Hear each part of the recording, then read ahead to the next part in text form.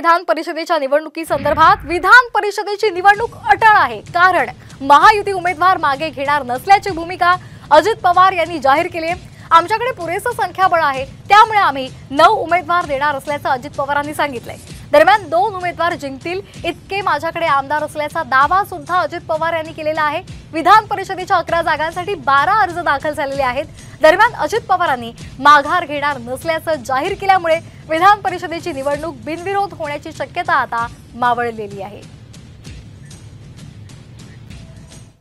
या संदर्भात आणखी एक महत्त्वाची बातमी आहे। विधान परिषदेच्या निवडणुकीतील विजयावरून सत्ताधारी आणि विरोधकांनी दावे प्रतिदावे केलेत। महायुतीचे सगळे उमेदवार जिंकणार, मात्र महाविकास आघाडीचा कोणता उमेदवार पाडायचा ते आम्ही बघू, असा दावा उदय सामंत यांनी केलाय। तर आमचे 3ही उमेदवार जिंकणार इतकं संख्याबळ आमच्याकडे आहे, त्यामुळे सत्ताधारी घाबरलेले आहेत, असा मोठा दावा विरोधी पक्षनेते विजय वडेट्टीवार यांनी केलाय।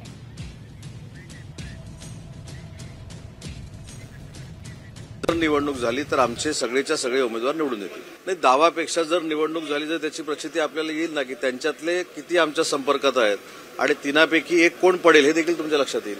3 उमेदवारांचा चांगला अभ्यास करून त्याच्यातला एक पडेल अशी तजवीज महायुतीचे सगळे आमदार करतील।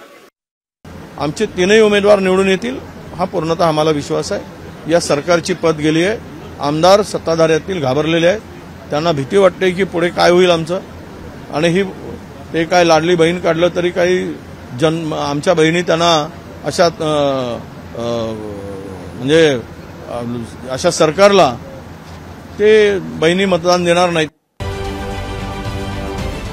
महाराष्ट्रातील सर्व बातम्यांचे विश्वासार्ह व्यासपीठ,